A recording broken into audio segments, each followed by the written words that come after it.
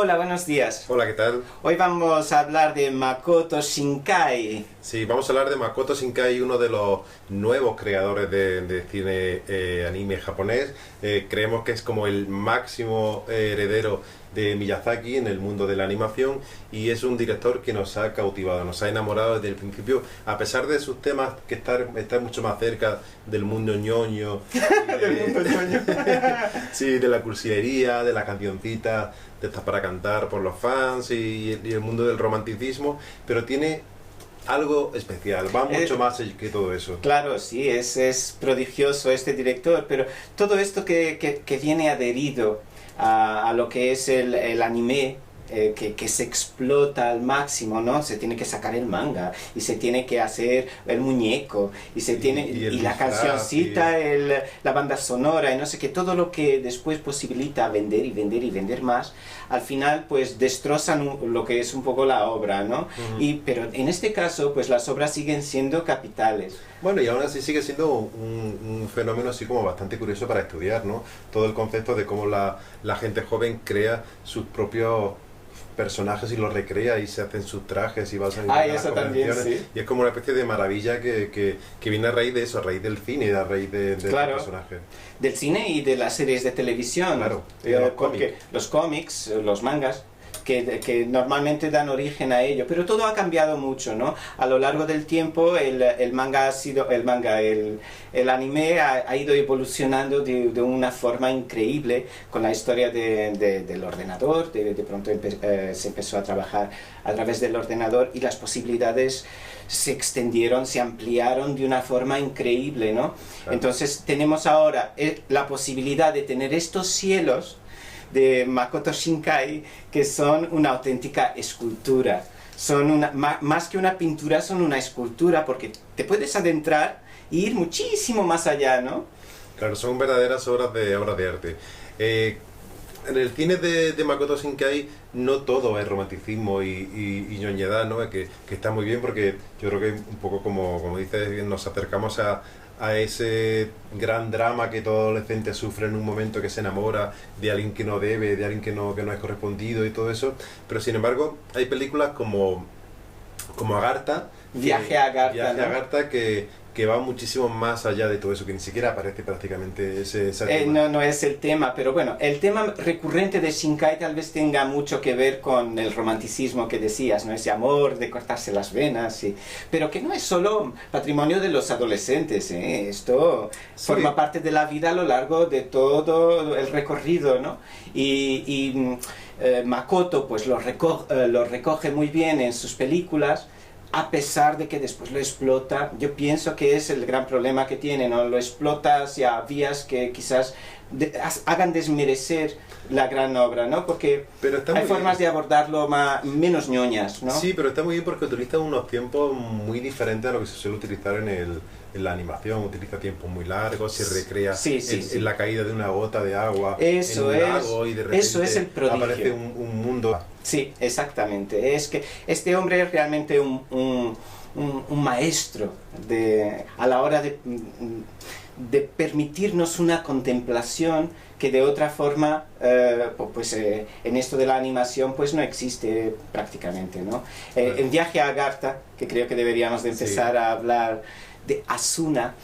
Asuna es la protagonista, es una niña que tiene un cristal de radio y todos los días, siempre que puede, se escapa a su montaña, que tiene una montaña ahí al lado de casa, y coloca su pequeño cristalito que le dejó su papá ausente, y coloca el cristalito en una maquinilla, en una radio, Sí. y escucha unas voces. De hecho, la película en inglés, para su distribución internacional, pues se llamó Voces que escuchan los niños desde las profundidades de abajo, ¿no?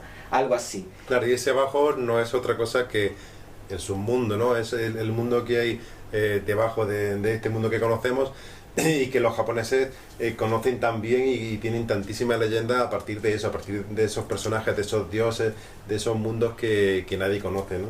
Bueno, los japoneses sí tienen la opción de imaginar, incluso como decía Borges, un pez debajo, un pez enorme debajo de la isla, ¿no?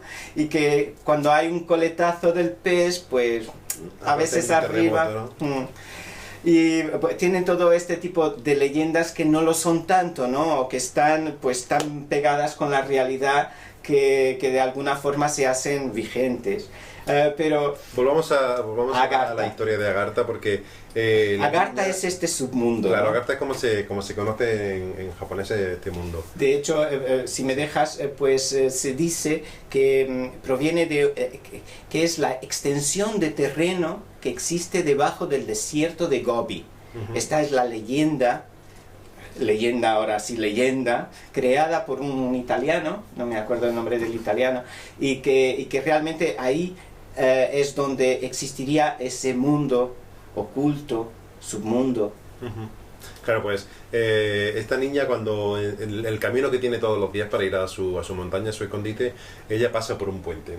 En ese puente un día aparece un monstruo maravilloso, bellísimo, terrorífico. Las dos cosas. Claro, porque se mezcla un poco Sí. eso, lo que decimos eso, de ese imaginario heredero de Miyazaki, que es de Makoto Shinkai. Que Es un poco Totoro, ¿no? sí, es como aunque es Totoro, diferente. pero lavado y centrifugado, ¿no? Es como despeluchado, ¿no?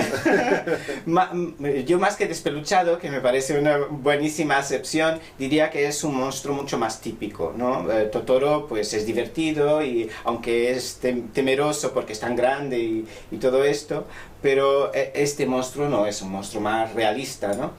Aunque después tiene un retoque, un trasfondo y una... Claro, como pasa en todo este tipo de historias. Fue un monstruo que se escapó del submundo. Claro, se escapó de Agartha y entonces se lo encuentra ella en el puente. Ella está aterrorizada y de repente aparece un niño que le ayuda y la defiende de este monstruo. El niño es herido, ella se lo lleva a su cueva, a su escondite y lo cura con todo su kit que tiene ahí de supervivencia, porque claro, ella tiene ahí como su micromundo en su montaña. Luego está por otro lado la historia del profesor de ella. Claro, esa parte es fundamental.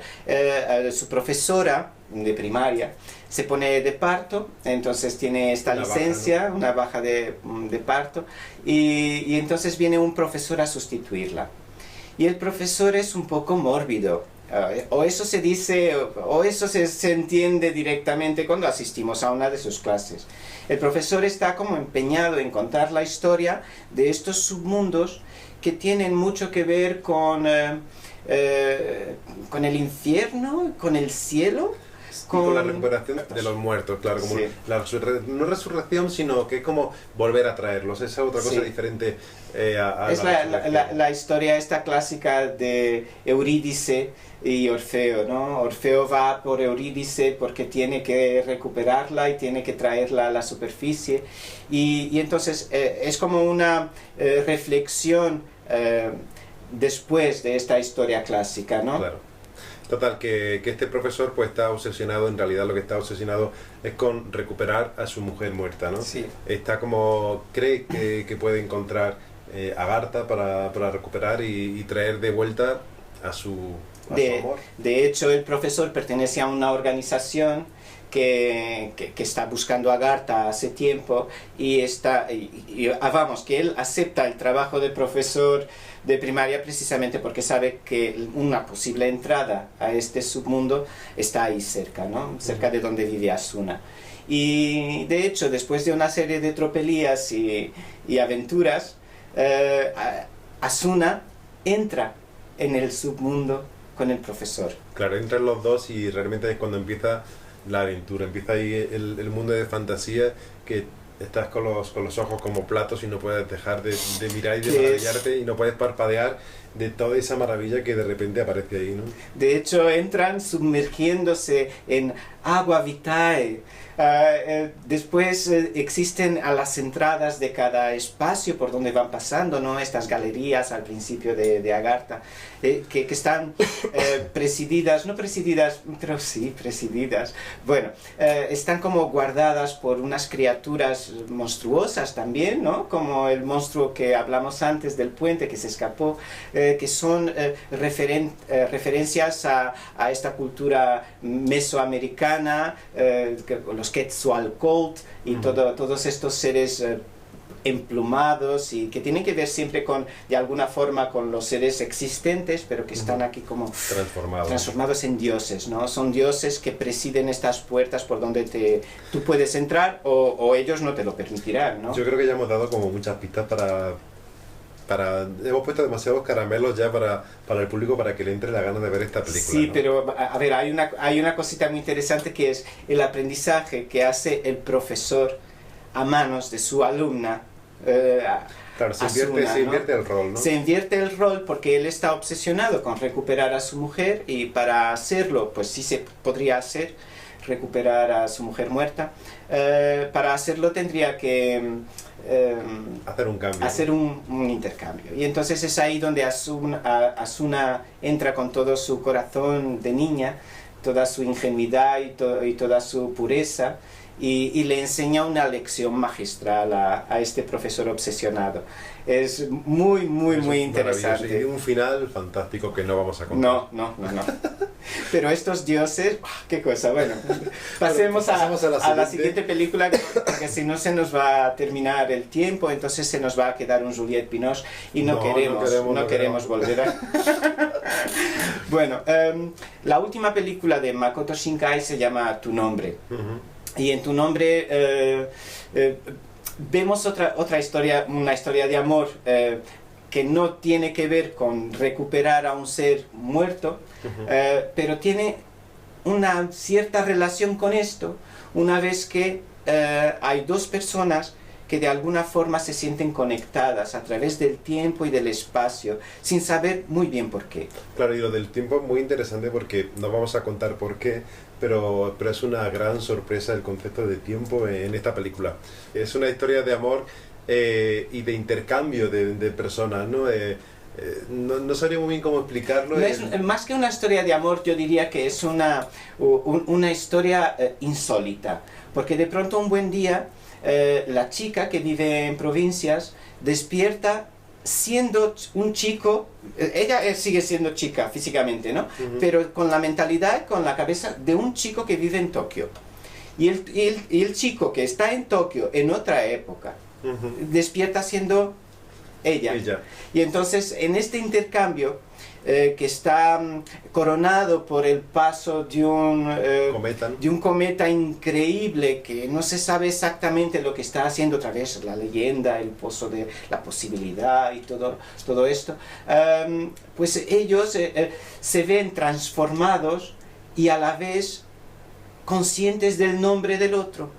La cosa es que esto ocurre a lo largo de su día. De pronto hay un día en el que se ven así, después otro día vuelve a suceder, pero el nombre se les borra como si en un sueño, van ¿no? Perdiendo, claro, como el recuerdo. Esta cosa de la materia, de los sueños que se va claro, y van deshaciendo. Perdiendo el recuerdo del nombre porque hay un fenómeno que va a ocurrir, o que ha ocurrido, o que ocurrirá, lo dejamos así un poco en el aire, que puede cambiar todo y que no sé si es que es muy difícil contar esto sin hacer spoiler, ¿eh? Claro, y Tu nombre es una película bastante reciente y que tendréis a vuestra mano de una forma fácil. ¿Pasamos a la siguiente? Sí, puede ser. El jardín de las palabras. El jardín de las palabras. El jardín de las palabras, yo creo que puede ser mi segunda película favorita de la mía también. La mía también. La historia es una historia muy pequeñita. Sí, muy además es una película muy corta, sí. Es una historia muy cortita, muy simple, pero está en esos detalles que yo contaba del agua cuando cae y de repente todo el estanque se ve influenciado por esa caída de una gota. Pues eso es la película. Es un chico que se escapa de clase. Cuenta la historia de amor de un chico, claro, de un chico joven que conoce a una profesora en el parque y ellos no se conocen entre ellos, o sea, claro, no hay un conocimiento previo. Ellos aparentemente están refugiados de la lluvia, están en una pagoda y están ahí los dos. Él está dibujando porque él sueña con ser diseñador de zapatos y ella pues está ahí fumando y bebiendo su cerveza, su lata de cerveza. Está ahí olvidando, ¿no? Claro, Olvidando está ahí su vida. y tiene como la mirada perdida y está como sufriendo, se nota que está sufriendo. Son unos enamorados de la lluvia, ¿no? Y este relax que produce el llanto de la lluvia, toda esta atmósfera que posibilita pues una tranquilidad que en el día a día pues no tienes acceso a ella, ¿no? Y entonces los dos huyen ahí para pensar en su vida, ella de una forma triste, sí, y él pues pensando en su futuro y en la posibilidad y todo el trabajo que tiene por delante para convertirse en lo que ha soñado para sí mismo, ¿no? Y entonces se produce pues una historia de amor muy atípica, porque claro, al final descubre el chico que estudia en la misma escuela que trabaja ella y es una relación imposible. Y sin embargo es una relación patente porque ellos están realmente enamorados el uno del otro. Él empieza a dibujar su pie, su zapato, mientras se ven estos... Diseña un zapato para ella. Y le diseña un zapato y se lo hace, lo hace físicamente y todo, es súper bonito. Es muy bonita. Es una historia, y es pequeñísima y es... Sí, es un mediometraje, pero delicioso. Delicioso. A 5 centímetros por segundo. A mí lo que más me gusta de esta película yo creo que es el título. Porque es tan poético, a 5 centímetros por segundo es la velocidad que lleva un pétalo de cerezo cuando está cayendo. Sí. Eso es lo que tarda en caer un pétalo. Un pétalo de cerezo. 5 centímetros por segundo lo que cae. Sí. Y me parece tan bonito. Y es que trata exactamente de estas pequeñas cosas, ¿no? Makoto Shinkai se detiene precisamente en la contemplación. No le interesan los grandes... artificios. Bueno, quitando la parte de Yahya Garta que hay muchísimo artificio, pero justificado y bellísimo. No, y si tiene que ver también con contemplación, Agartha, ¿no? De pronto estás con los ojos súper abiertos en ese mundo increíble y tiene que ver con eso, con pararte a pensar en posibilidades, porque si te lo dan todo hecho, pues no piensas en ello, no lo generas tú. Claro, en a 5 centímetros por segundo es otra historia de amor, en la distancia, y básicamente es el viaje que tiene el protagonista para encontrarse con ella, ¿no? Él le está esperando en la estación, pero hay un temporal, él sabe que ella le está esperando, mientras tanto pues el tren finalmente arranca. Y él piensa que ya se está acercando más, y es así de lento, ¿no? Es así. Claro. Y cuando está en el tren, y el tren ya parece que está llegando, de pronto la nieve, hay un corte, y no puede hay un corte en la vía, no puede van pasando seguir. las horas, y van pasando las horas, y no se acerca. Y es tan bonito. Y es tan bonito esa sensación de ese momento que tú estás imaginando desde el principio, su encuentro, su reencuentro, ese abrazo que se van a dar, y ves que se va alejando, y de repente la nieve cada vez es más pesada, y es tan bonita. Es preciosa esta película. Es muy ñoña, pero es muy bonita. La otra película, la última, se llama Más allá de las nubes, y aquí el cielo probablemente se trace a cincel, ¿cómo se dice? Cincel. Se traza a cincel de una forma mucho más profunda, ¿no? Se queda marcado este cielo. Aquí es donde entonces se cuenta la historia de estas 3 personas, que son 2 niños que han encontrado una nave antiquísima. No se sabe en qué época transcurre la película. Sí. Pero han encontrado una nave antiquísima y pretenden recuperarla. Entonces vuelcan todos sus esfuerzos en estudiar la posibilidad de arreglarla. Empiezan a trabajar en una... ¿cómo se llama? Ellos trabajan en una fábrica construyendo aviones, sí.